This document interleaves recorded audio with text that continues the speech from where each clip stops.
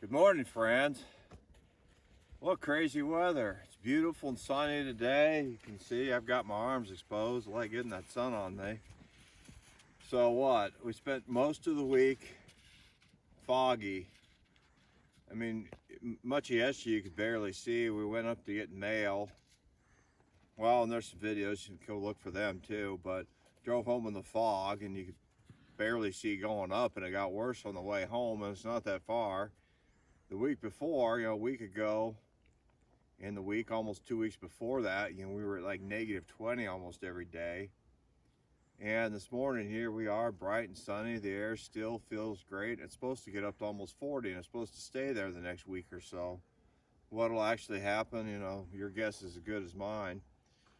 So anyway, we hadn't planned to come back to this paddock. We kind of finished the fall grazing up with this, and then went up to the northeast, I guess, to totally finish fall out and start early winter. And we came back up here because the wind exposed a lot of grass, plus we have a lot of warm season grass. It's 3-4 foot tall. They can find real easy. We've burned through the hay in the barn pretty good.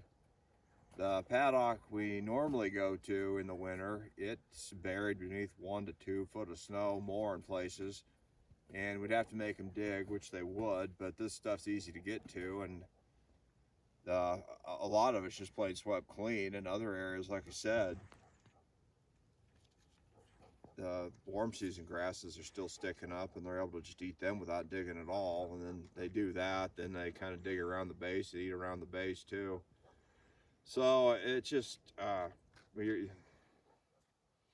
with your grazing plan, it's one of those things you just have to stay flexible. Conditions change.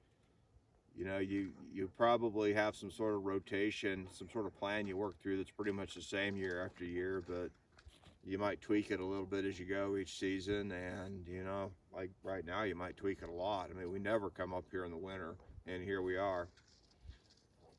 So we had a hot wire around the dam and around the pond, so they didn't have access to that. We took that down since we were done for the season, but hopefully at some point we'll get that back up, especially if we're going to stay up here.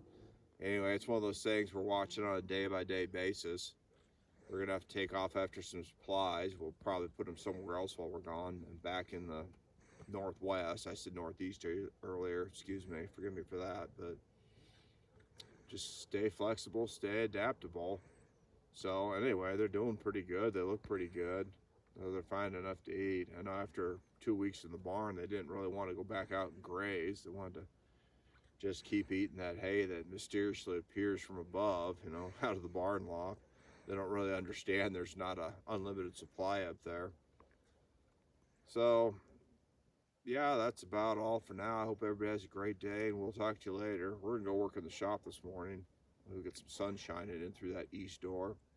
All right, catch you later. Bye.